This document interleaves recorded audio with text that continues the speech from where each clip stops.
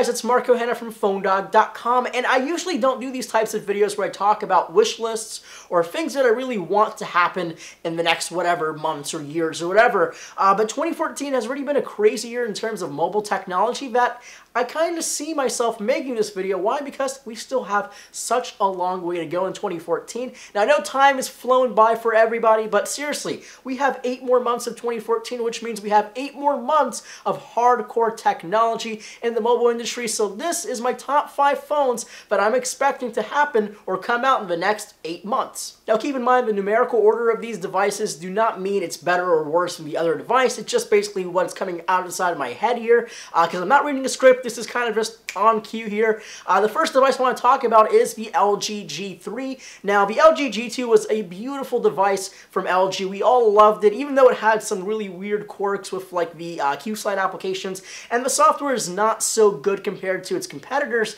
but it was a solid device, solid performance, and also a solid build, especially compared to the Samsung Galaxy Note 3. Now, is it more powerful? Probably not, but people did enjoy the LG G2. Now, the LG G3 is going to be the successor to the G2, obviously. We're obviously going to see more power. There's been some talks about a octa-core configuration, but I really doubt that coming to the United States. Why? Because you also need to have LTE capabilities. So we're probably going to see the 801 Snapdragon processor, pretty similar to the things that you've seen in the S5 and the HTC One, but probably with a clock speed of around 2.5 or even a little faster, depending on which processor they choose, depending on A, B, or C codecs that they use for their actual processor. Now, display technology-wise, we actually might see a 2K display. Now, the same as the Find 7, we're going to probably see a QHD display or even just a 1920 by 1080 display again. It might be the same display, but it will be a little larger and it will have a lot of pixels on that display panel. So I probably wouldn't be worried about the LG G3 being less worthy than the LG G2 because that display is already amazing on that device. The next device on the list is the Motorola Moto X2, or basically X squared if you want to call it that. I think it should be called X squared. I think that's a cool name for anything. X squared is pretty cool. But it's either going to be a very good phone or it's going to be a very bad phone. Why? Because they're owned by Lenovo. Now, I'm praying to all that's mighty of Google that Motorola can make the same device just better, because the Motorola X, or the Moto X, was basically a Motorola product with actual Google software. I'm hoping they still have that kinship between Motorola, or basically Lenovo, and Google to have the same type of software, but also let Motorola's engineers roam wild and make a beautiful device. Now, we're probably going to see a larger display, a 1920 by 1080p the resolution. We're going to have faster processor, so a quad-core processor.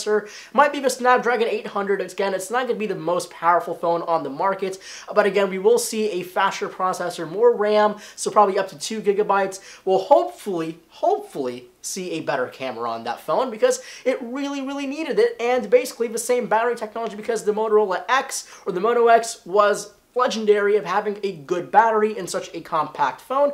So that phone I'm not exactly worried about for this year. I think it's going to be great because I think Motorola knows that they're onto something. I'm just hoping, please Lenovo, don't ruin Motorola. Please don't ruin Motorola. It's such a great company and they had an amazing phone last year called the Moto X and the Moto G. So please, just make a better phone. The next phone on that list is actually another Google product, but this time it's called the Nexus 6. Now, the rumors of Nexus dying off, I don't actually buy those currently. They might be dead. It might be just Google Play editions of everything, but I'm really hoping that LG can really just stand up with Google and make a beautifully premium Nexus. I don't care if it's more expensive. Make me an HTC One that's actually a Nexus phone. I mean, Google Play is good enough, but I want a Nexus device with Nexus branding. I don't know why I want a Nexus branded phone, but it just looks better, and to me, to you guys, and it looks better on Google's part for actually partnering up with OEMs like LG making their own devices, unlike Samsung and Motorola and HTC basically taking their devices and just stripping the software that they put their money into and loading actual Google software. Now, even though sometimes it's better like the Nexus 5 or the HTC One or the Samsung Galaxy S5, I just want an actual Nexus device. So things we can expect if we have a Nexus 6 is a larger display. We're going to have a better camera, I hope. We're going to have more processor speed, so quad-core processor, 2 GB of RAM, basically the normal thing of an Android device, and we're obviously going to see the next generation of Android software. I'm not sure if it's going to be called KitKat. It's probably going to be called, I don't know, Cupcake or whatever you want to call it. So the next generation of Google software that hopefully will be announced at Google I/O this summer, and then hopefully we'll have a Nexus 6 this summer as well. So crossing fingers, we'll see the Nexus 6 if it does happen pretty soon. Now the next device I'm really worried about talking about because everyone accuses me of being an Apple fanboy. Now that is true, I do love Apple products, but I do use a lot of products, guys.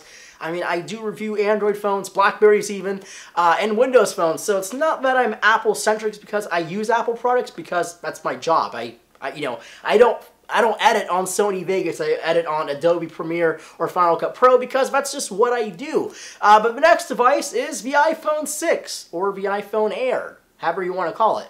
I actually think it's going to be called the iPhone or the iPhone Air. I don't think numerics are what Apple wants anymore. You can actually see that with basically every product they're doing now. They're getting rid of numbers, and that's a good thing for the most part.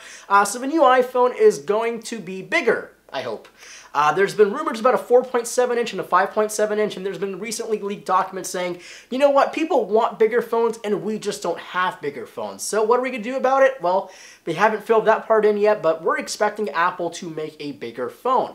Now, Apple's recent investment into a sapphire glass crystal place in Arizona, which actually could confirm that they're working on a secret project. Either that's iWatch, a new iPad, a new Mac with sapphire crystal, or the new iPhone in different sizes, and we definitely don't want those Foxconn people taking photos and posting them online. So hopefully we're going to be seeing some kind of iPhone with a larger display, more PPI, and even a second generation Retina display that pushes the iPhone up to the modern era of 1920 by 1080. Now, do I doubt it? Yes, because iPhones and Apple really don't like 16 by 9 aspect ratios. So we'll have to see and wait what Apple does. Hopefully we'll get some kind of limelight, or I guess identifiers as closer we get to the iPhone Air launch, which should be around September to the October timeframe. It's probably not going to be pushed back to WWDC like it used to be. So that's about it. The iPhone 6 or Air or whatever you want to call it should be just a bigger iPhone with more hardware,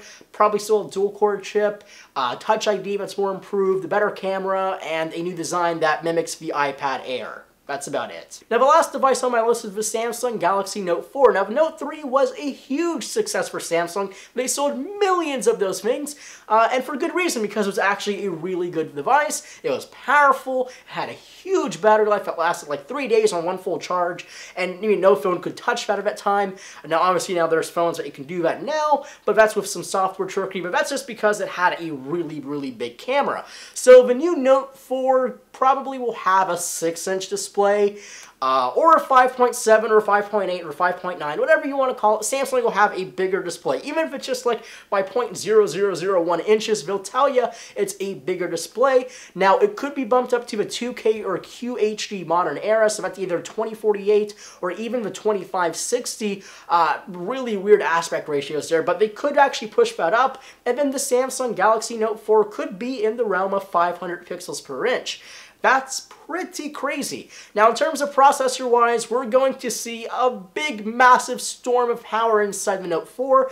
A new quad-core processor, might be the 805 chip, might be the 801 chip, it might be even an 8-core model that we haven't seen, or definitely will not come to the US because, again, LTE is not compatible with most of those chips. So we're going to see a lot of power, a lot of RAM, maybe even 4 gigabytes of RAM. I can't even believe I'm saying that. You give that with a MacBook Air, and you're getting that on a Samsung Galaxy Note 4.